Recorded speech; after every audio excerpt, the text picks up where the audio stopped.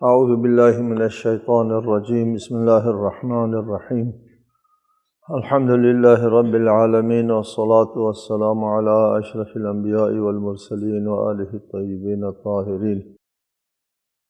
اعوذ باللہ من الشیطان الرجیم قال رب انی وهن العظم منی واشتعل الرأس شیبا ولم أكن بدعائك رب شقيا وإني خفت الموالي من ورائي وكانت امرأتي عاقرة فهب لي من لدنك وليا يرثني ويرث من آل يعقوب واجعله رب رضيا۔ حضرت زکریا کا ذکر ہے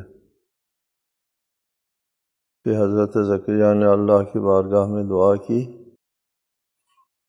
پروردگار میری ہڈیاں کمزور ہو گئی ہیں اور بڑھاپے کی وجہ سے سر کے سفید بال چمکنے لگے ہیں، اور اے میرے رب میں تجھ سے مانگ کر کبھی ناکام نہیں ہوا، اور میں اپنے بعد اپنے رشتہ داروں سے ڈرتا ہوں، اور میری بیوی بانجھ ہے، پس تو مجھے اپنے پاس سے ایک وارث عطا فرما جو میرا وارث بنے اور آل یعقوب کا وارث بنے، اور میرے پروردگار اسے اپنا پسندیدہ بنا۔ اس آیہ مجیدہ کے ذیل میں پہلی بحث ہو گئی، اس میں ہم نے بتایا آپ کو کہ حضرت زکریا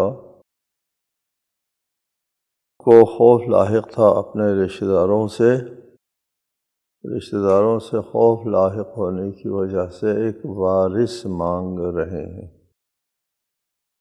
اور یہ بھی آپ کو بتایا کہ حضرت زکریا کو اپنے رشتہ داروں سے جو خوف لاحق تھا اور جس کی وجہ سے وارث مانگ رہے تھے اللہ تعالیٰ سے، وہ نبوت اور رسالت نہیں ہو سکتی، علم و معرفت بھی نہیں ہو سکتی۔ اس لیے علم و معرفت، نبوت و رسالت ایسے نااہل لوگوں میں جانے کا کوئی سوال پیدا نہیں ہوتا کہ حضرت زکریا کو خوف لاحق ہو جائے کہ یہ برے لوگ کہیں رسول نہ بنے، کہیں یہ نبی نہ بنے، کہیں علم و معرفت کے وارث نہ بنے۔ اگر وہ اس کے اہل ہوتے، اس کے موالی، اس کے رشتہ دار، تو حضرت زکریا کو خوف لاحق نہ ہوتا۔ لہٰذا یہ بات قطعی ہے قرآن سے، انی خفت الموالی من ورائی، میرے بعد میں اپنے رشتہ داروں سے خوف رکھتا ہوں۔ ہم نے یہ موقف اختیار کیا جو تقریباً صریح قرآن کے مطابق ہے۔ انی خفت الموالی من ورائی قرینہ ہے، قرینہ دلیل ہے، برہان ہے، یقینی دلیل ہے کہ وراثت سے مراد نبوت نہیں ہے، نبوت کے لیے خوف نہیں ہوتا کہ نااہل لوگوں میں جائیں۔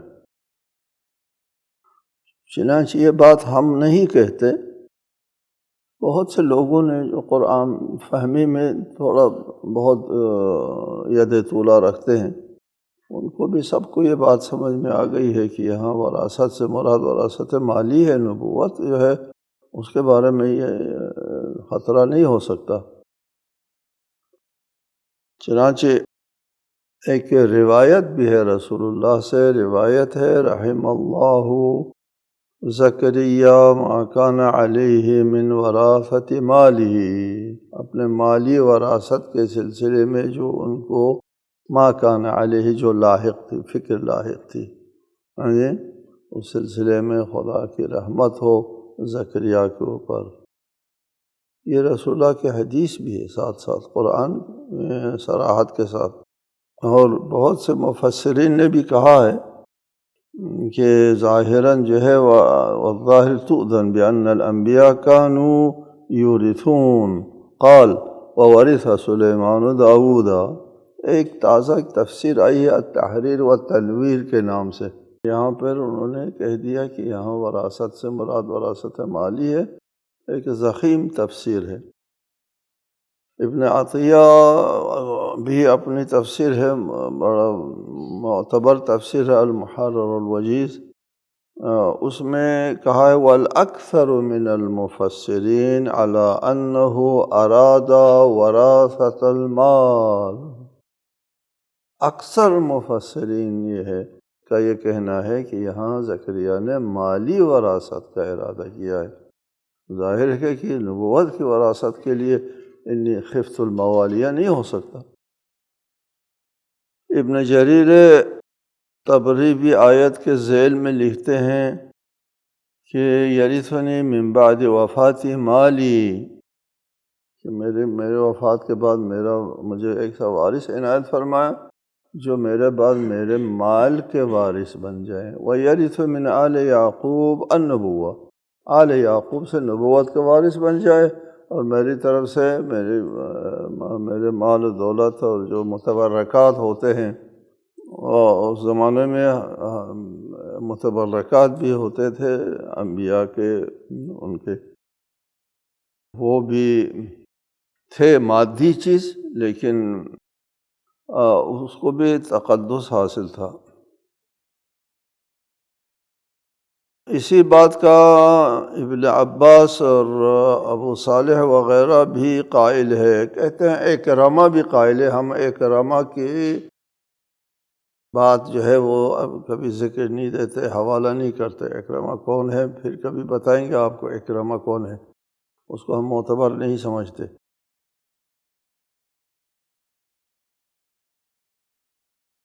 یہاں پہ ایک عبارت ہے نہایت قابل توجہ، وہ اہمیت کا حامل ہے۔ امام شمس الدین سرخسی، شمس الدین سرخسی، سرخس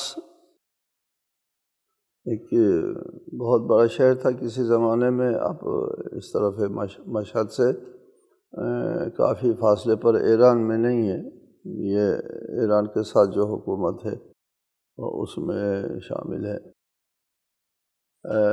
سرخس، ان کی ایک کتاب ہے،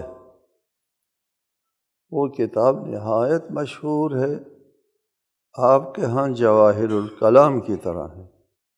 جواہر الکلام ہمارے ہاں فقہ استدلالی کے لیے، فقہ استدلالی کی اہم ترین اور بنیادی کتاب ہے جواہر الکلام۔ جواہر الکلام کا درجہ رکھتی ہیں ان کی کتاب، نام ہے المبسوط، المبسوط نام ہے۔ اس المبسوط کتاب میں، کتاب الوقف میں، یہ امام سرخسی بیان فرماتے ہیں اور کہتے ہیں وَاسْتَدَلَّ بَعْضُ مَشَائِخِنَا رحمهم اللہ تعالی بقولہ علیہ الصلاۃ والسلام انا معاشر الانبیاء لا نورث ما ترکناہ صدقۃ، فقالوا معناہ ما ترکناہ صدقۃ لا یورث، ذلك وليس المراد ان اموال الانبیاء علیہم الصلاۃ والسلام لا تورث، وقد قال الله تعالى وورث سليمان داود، وقال تعالى فهب لي من لدنك وليا يرثني ويرث من آل يعقوب۔ فرماتے ہیں واستدل بعض مشائخنا، ہمارے اساتذہ میں سے بعض استادوں نے، مشائخ استاد کہتے ہیں، ہمارے استادوں میں سے بعض استادوں نے استدلال کیا ہے کہ رسالت مآب نے جو فرمایا نحن معاشر الانبیاء لا نورث ما ترکناہ، ہم وارث نہیں بناتے، ہم معاشر انبیاء وارث نہیں بناتے، تمام انبیاء کی بات کر رہے ہیں، نہ صرف اپنی ذات کی بات کر رہے ہیں رسالت مآب۔ یہ ایک روایت ہے، رسالت مآب کے بعد جو ہے یہ روایت نحن معاشر الانبیاء کی روایت حضرت ابوبکر نے پیش کی تھی، اس کا صرف حضرت ابوبکر راوی، انہوں نے کہا کہ میں نے رسول اللہ سے سنا ہے کہ آپ نے فرمایا نحن معاشر الانبیاء لا نورث ما ترکناہ، ہم وارث نہیں بناتے جس چیز کو جو ہم چھوڑ کر جاتے ہیں، اپنے ترکے کو وارث نہیں بناتے۔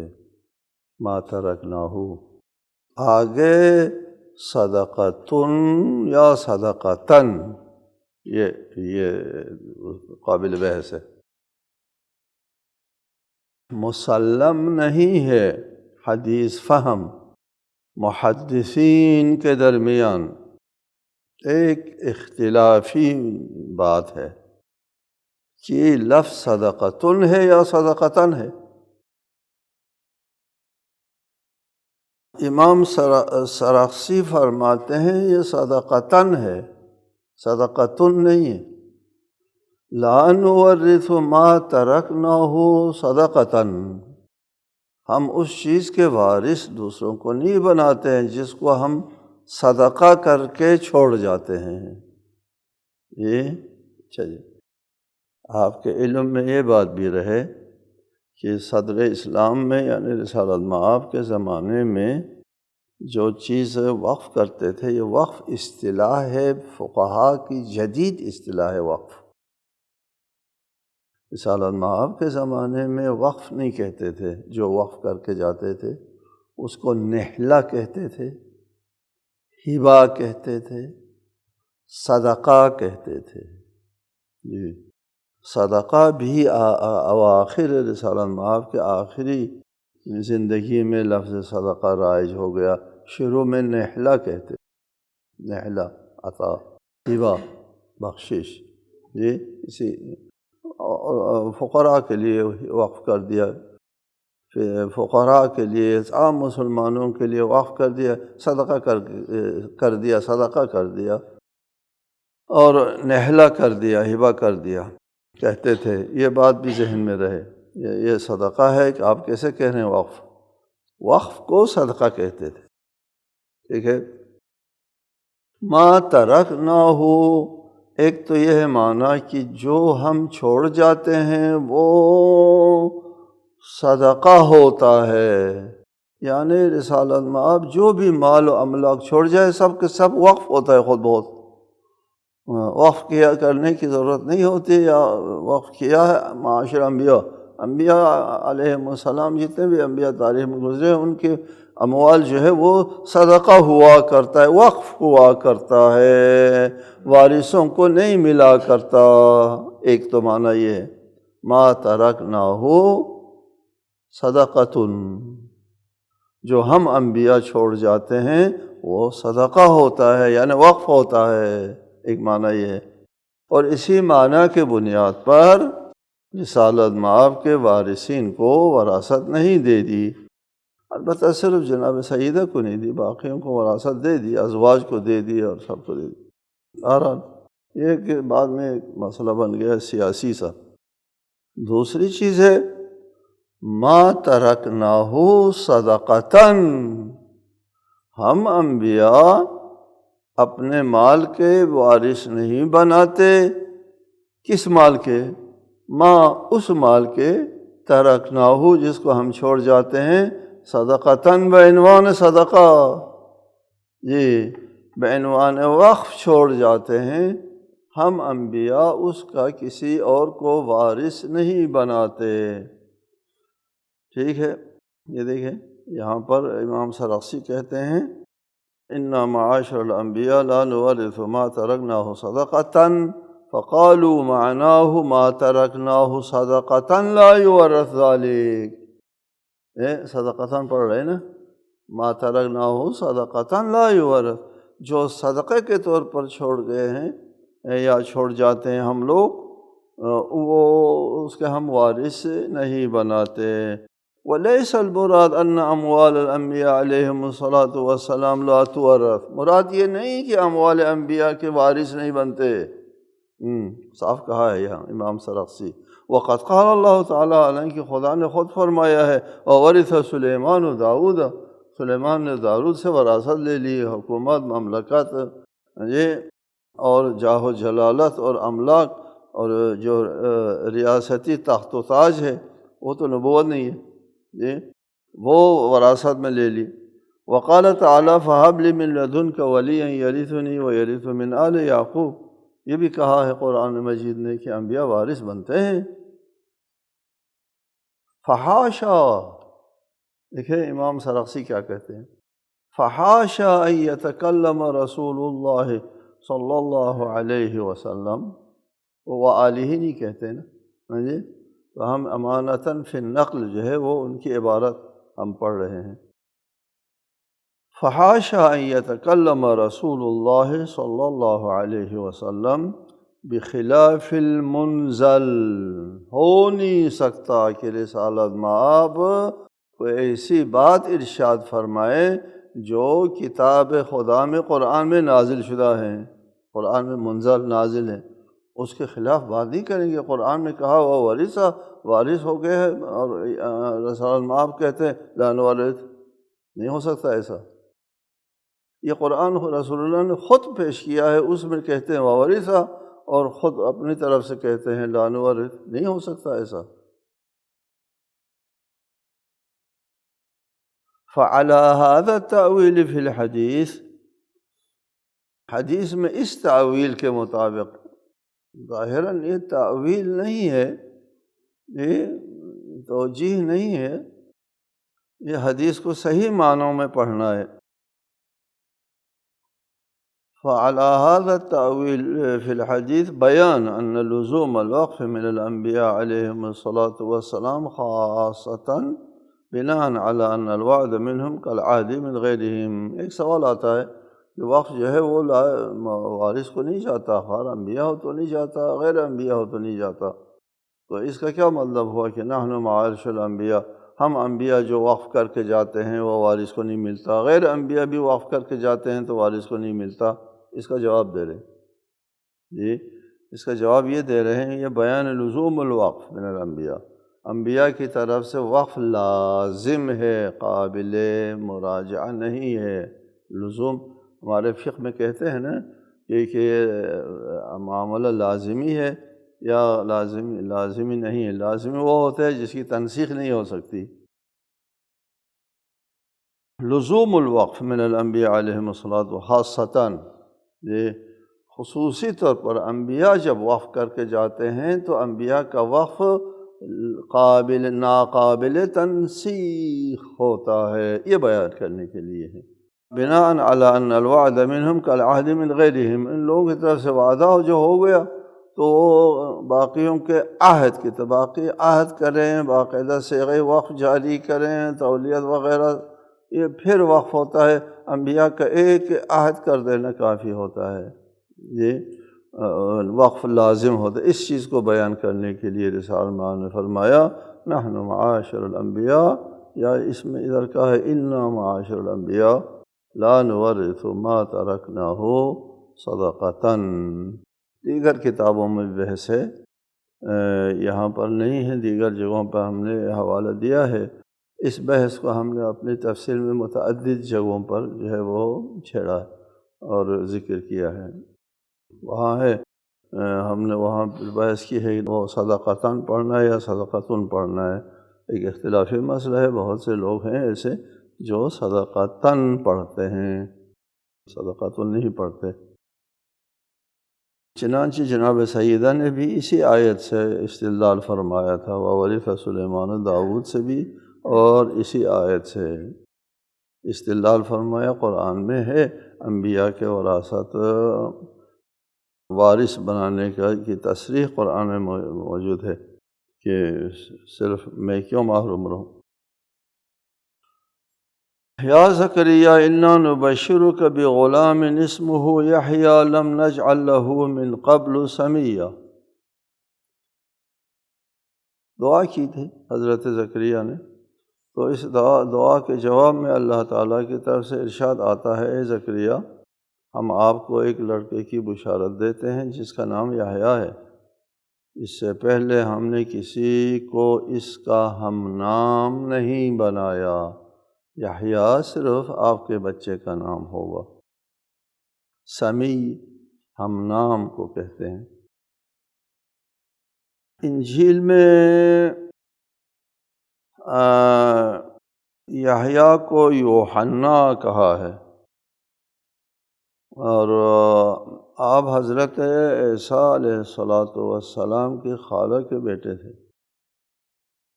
حضرت عیسیٰ کی نبوت پر آپ ایمان لے آئے، حضرت یحییٰ۔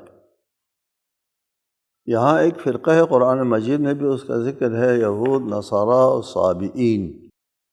صابئین کا ذکر آتا ہے نا قرآن میں۔ صابئین کون ہے؟ صابئین ہے حضرت یحییٰ کے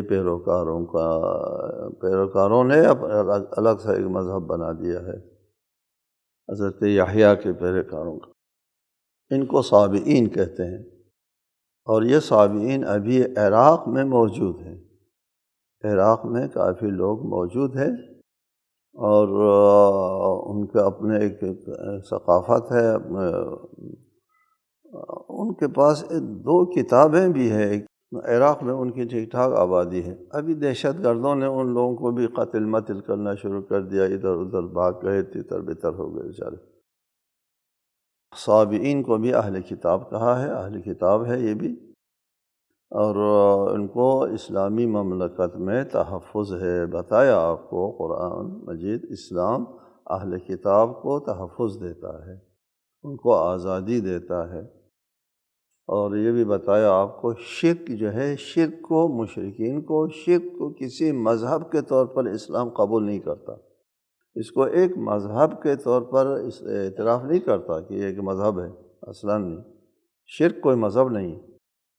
لیکن اہل کتاب جو ہے وہ ایک مذہب ہے، اگرچہ انحراف آ گیا، وہ صحیح مذہب پر نہیں ہے، لیکن وہ تورات برحق ہے، انجیل برحق ہے، اور شریعت تورات، شریعت انجیل برحق ہے۔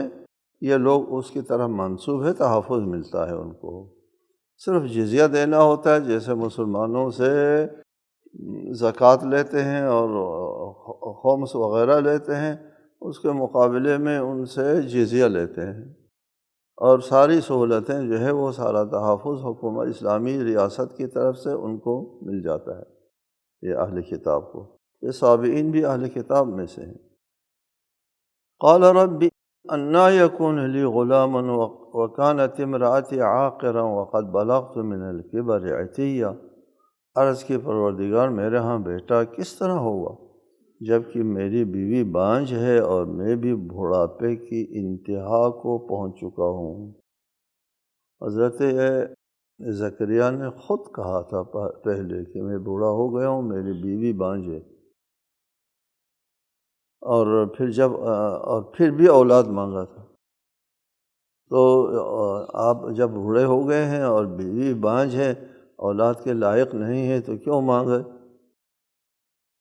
کہا کہ میں اللہ سے مانگ کر کے کبھی نامراد نہیں ہوا، کہہ دیا نا جواب، اللہ سے تجھ سے مانگ کے میں کبھی نامراد نہیں ہوا، ہو گیا ہوں بوڑھا ہے، بانجھ عورت، لیکن میں پھر بھی اللہ سے مانگتا ہوں۔ اس آیت میں جب دعا حضرت زکریا کی قبول ہو جاتی ہے تو پھر یہی سوال کرتے ہیں کہ جس کو حضرت زکریا نے پہلے ہی پیش کیا تھا کہ میں بوڑھا ہوں، میری عورت بانجھ ہے، اس کے باوجود میں اولاد مانگتا ہوں۔ تو یہاں پر عرض کیا، اے اللہ وہ کیسے ہوگا جبکہ میں بوڑھا ہوں اور میری عورت بانجھ ہے؟ پہلے بھی کہا تھا اور اب دوبارہ اعادہ کر رہے ہیں، کیسے ہوگا؟ اللہ تعالیٰ کی طرف سے جب دعا قبول ہونے کی نوید جو ہے وہ سنائی گئی تو اس پر اطمینان ہونا چاہیے نا، کہ پھر یہ چوں چرا نہیں ہونا چاہیے، کیسے ہوگا کیسا نہیں ہوگا نہیں ہونا چاہیے۔ جب آپ کا ایمان ہے کہ اللہ سے مانگ کر کبھی آپ نامراد نہیں ہوئے، تو اللہ تعالیٰ اولاد دے رہے ہیں، پھر کیسے، کیوں سوال ہوتا ہے؟ جواب یہ ہے کہ حضرت ابراہیم جیسے اولوالعزم پیغمبر کو ایمان تھا اللہ تعالیٰ مردوں کو زندہ کر سکتا ہے، اس کے باوجود کیف تحیی الموتیٰ، یہ قال اولم تؤمن قال بلی ولکن لیطمئن قلبی۔ دعا جب قبول ہوئی تو یہی ہے نا، یہاں بھی دعا جب قبول ہوئی تو ایمان نہیں ہے تجھے، کہ تو تجھ کو بڑھاپے میں بھی میں اولاد دے سکتا ہوں، تو وہی جواب ہوگا نا، درست ہے، مطمئن ہے، اسی لیے تو دعا کی ہے۔ اگر ناممکن چیز ہوتی، عقیدہ نہ ہوتا تو دعا نہ کرتا، لیکن اطمینان کے لیے میں پوچھ رہا ہوں۔ قال کذالک، اللہ نے فرمایا ایسا ہی ہوگا، تو بوڑھا ہے پھر بھی، تیری اولاد بانجھ ہے پھر بھی ایسا ہی ہوگا، یعنی تم کو اولاد ملے گی۔ قال ربک هو علی ہین وقد خلقتک من قبل ولم تک شیئا، تجھ کو اے زکریا، خود تجھ کو میں نے خلق نہیں کیا جبکہ تو کچھ بھی نہ تھا، تم کو عدم سے وجود نہیں دیا، تو اس پر قادر، جو ذات اس پر قادر ہے تجھ کو عدم سے وجود میں لانے پر قادر ہے، تو بوڑھا اور تیرے بانجھ عورت سے اولاد دینے پر بھی تو قادر ہے۔ وہ علیہ ہین، میرے اوپر یہ آسان ہے۔ جی آپ کو کئی بار پہلے بتایا، اللہ تعالیٰ کے لیے آسان اور مشکل نہیں ہوتا، کوئی مشکل ہوتا ہی نہیں جو کہہ دیا جائے آسان ہوتا ہے۔ اللہ کے لیے کوئی کام آسان نہیں ہوتا، مشکل بھی نہیں ہوتا، آسان بھی نہیں، مشکل بھی نہیں۔ کیوں؟ اس لیے اللہ تعالیٰ کے لیے آسان اور مشکل کا سوال پیدا نہیں ہوتا۔ مشکل اور آسان کا سوال پیدا ہوتا ہے ہمارے لیے کہ ہم نے اپنے ارادے کو عملی جامہ پہنانا ہے، تو پھر وسائل اور اسباب و علل کو عبور کر کے انجام دینا ہوتا ہے۔ اسباب و علل کم ہے، علل کم ہے تو آسان ہوتا ہے، زیادہ پیچیدہ ہے تو مشکل ہوتا ہے۔ اللہ کا ایک ارادہ کرنا ہوتا ہے، تمام کاموں کے لیے ایک ارادہ کرنا کافی ہوتا ہے، اس کے لیے آسان مشکل کا سوال پیدا نہیں ہوتا۔ باقی آئندہ انشاءاللہ۔ السلام علیکم ورحمۃ اللہ۔